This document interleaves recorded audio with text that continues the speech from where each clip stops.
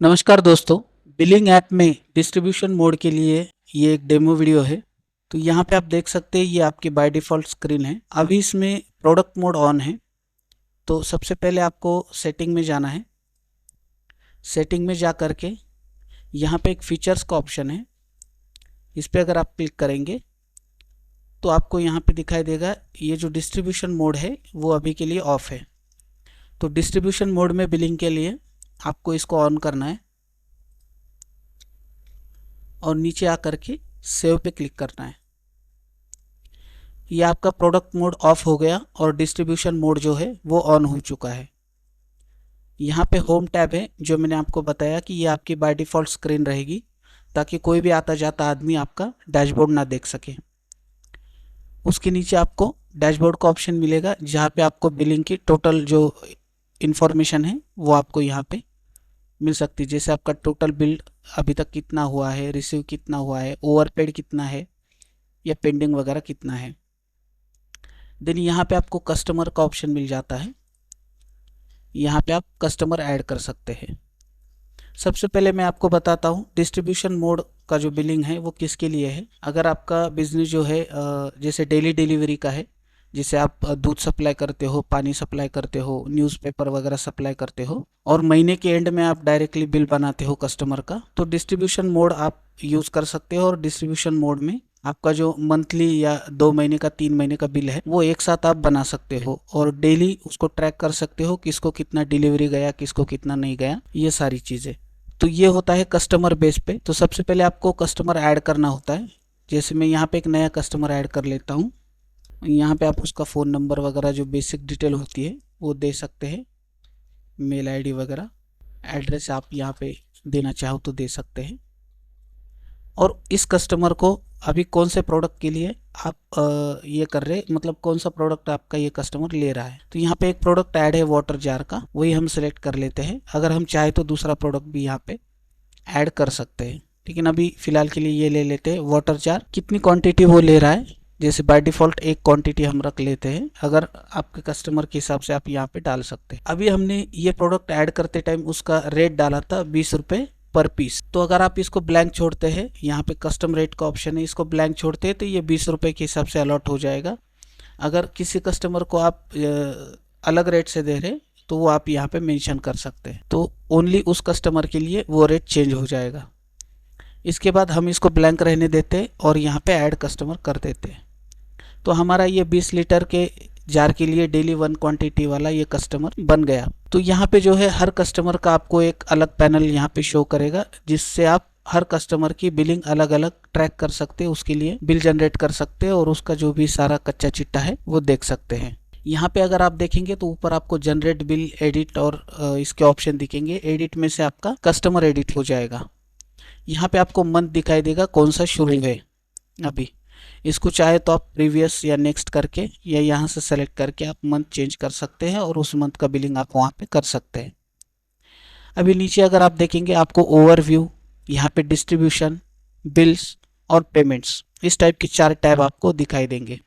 Overview में आपको total यहाँ पे आप ट्रैक कर सकते हैं कि उसके बिल का ओवरव्यू क्या है। डिस्ट्रीब्यूशन में आप अगर क्लिक करेंगे तो यहाँ पे आपको शो करेगा टोटल दिन महीने के, उसने कितने दिन नहीं लिया, कितने दिन ज़्यादा लिया और उसका नेट अमाउंट क्या बनता है। अब इसको आप ट्रैक कैसे करेंगे, नीचे आपको पूरे महीने का कैलेंडर शो होगा। अभी ये करंट मंथ है, 10 तारीख तक हो चुकी है, आज 11 तारीख है, तो ये सारी ऑफ हो गई है डेट और ये नीचे आपको ग्रीन में दिखाई देगा। जिस भी डेट पे आपको ग्रीन में दिखाई देगा उस डेट पे, उस रेट पे जो प्रोडक्ट है, एक डिलीवरी और जो क्वांटिटी है हमने डाली वाली 1 यूनिट, वो मान ली जाएगी कि वो 1 दिन का है। अगर आप इसको अनलॉक करके बिलिंग करना चाहते पिछले प्रीवियस डेज की, तो इसको अनलॉक पे क्लिक करेंगे हम एंड देन यहाँ पे हम क्लिक कर सकते हैं। जैसे मैंने 3 डेज सेलेक्ट कर लिए और मैं नीचे स्क्रॉल करूँगा तो यहाँ पे मुझे 2 ऑप्शन दिखाई देंगे, स्किप डिलीवरी या एक्स्ट्रा डिलीवरी। अगर उस दिन डिलीवरी नहीं हुई है तो मैं स्किप कर दूँगा, इसको डिफ़ॉल्ट रहने दूँगा और सेव कर दूँगा। सेव करने के बाद देखिए ये 3 दिन उसके स्किप हो गए हैं।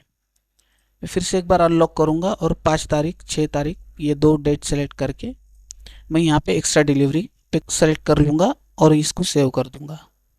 तो इस 2 दिन के लिए एक्स्ट्रा डिलीवरी हो गई है। ठीक है, डिफ़ॉल्ट एक ही था, हमने ज़्यादा नहीं डाले।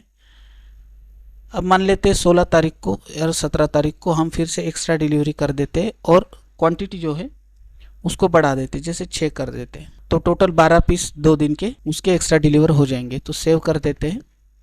तो आप यहाँ पे देख सकते हैं जो भी उसकी एडजस्टमेंट है वो आपको यहाँ पे शो करेगी।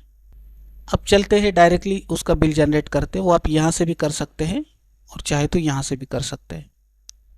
जनरेट बिल पे आप क्लिक करेंगे तो कुछ इस टाइप का बिल आपको शो करेगा। इसकी आप ये बदल सकते हैं जो भी आपको अच्छा लगे डिज़ाइन, उसके हिसाब से पूरा महीना उसका यहाँ पे शो होगा, कौन से डे पे कितनी क्वांटिटी, अगर स्किप है या ऐड है तो वो आपको शो करेगी। नीचे पूरा उसका जो एडजस्टमेंट है वो लिख के आएगा कि किस डेट को उसने एक्स्ट्रा लिया, किस डेट को उसने स्किप किया, उसका क्वांटिटी रेट वगैरह ऑटोमेटिकली आपके पास बन के आ जाएगा और उसका बिल भी आपके पास बन के आ जाएगा। यहाँ पे सिग्नेचर आप सेटिंग में जाके अपलोड करेंगे तो वो सिग्नेचर भी आपके यहाँ पे आ जाएंगी। यहाँ पे समरी आ जाएगी, 32 डेज टोटल आपका डिलीवरी हुआ है और कितनी यूनिट हुआ है आपका डिलीवरी, 42 यूनिट्स आपका डिलीवरी हुआ है। अगर आप इसको एडिट करना चाहते हैं तो एडिट भी कर सकते हैं।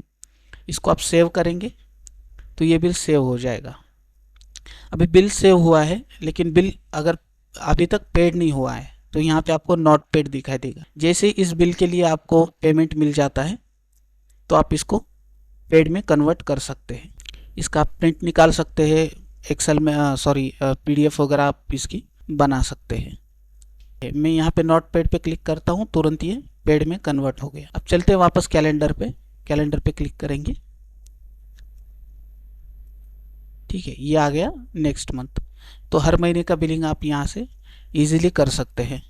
यहाँ पे आपको ऊपर डैशबोर्ड पे भी सब दिखाई देगा। चलेंगे इसी तरह से आप फिर से कस्टमर पे जाएंगे तो दूसरे कस्टमर का आप यहाँ पे फिर से उसी टाइप में बिलिंग कर सकते हैं। अगर मल्टीपल प्रोडक्ट है, जैसे मैं प्रोडक्ट पे चलता हूँ, ऐड प्रोडक्ट पे क्लिक करता हूँ, यहाँ पे मैं लिख देता हूँ मान लो काऊ मिल्क, ठीक है, प्राइस है हमारा 18 रुपीज़ पर लीटर और यहाँ पे मैं इसको ऐड कर देता हूँ।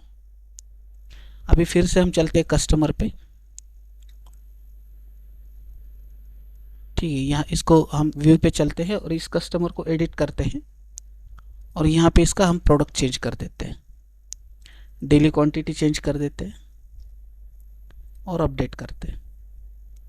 तो इस कस्टमर का प्रोडक्ट चेंज हो जाएगा। अगर आप चाहे तो मल्टीपल प्रोडक्ट एक कस्टमर के लिए लगा सकते हैं। इधर भी आप कस्टमर का इन्फो और सारे शॉर्टकट्स वगैरह देख सकते हैं। तो इस टाइप का सिंपल पूरा मंथली बिलिंग का ऐप है। जैसे आपको पेमेंट आ जाता है, जैसे मान लीजिए हमने अभी जो उसका बिल पेड किया था, तो जैसे आप बिल पेड पे क्लिक करते हो तो ऑटोमेटिकली उसकी पेमेंट एंट्री बन जाएगी। अगर आपको मैन्युअली पेमेंट एंट्री करनी है तो आप यहाँ पे अमाउंट डाल के और नोट वगैरह अगर आपको कुछ लिखना है तो पेमेंट रिकॉर्ड कर सकते हैं।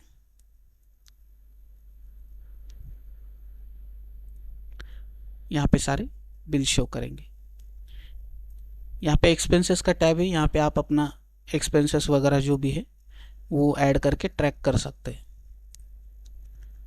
तो स्पेशली मंथली डिस्ट्रीब्यूशन या 2 मंथ का, 3 मंथ का, जैसे भी आप डिस्ट्रीब्यूशन करना चाहते हैं और उसका ऑटोमेटिक बिल जनरेट करना चाहते हैं, जो कि आप अभी एक्सेल में कर रहे होंगे, डायरी में कर रहे होंगे, तो उसकी जगह पे आप इसको यूज करके डायरेक्टली मंथली बिल बना सकते हैं अपने कस्टमर्स का और आपका काम का लोड आप कम कर सकते हैं। तो मंथली डिस्ट्रीब्यूशन के लिए ये डेमो वीडियो था। Thank you.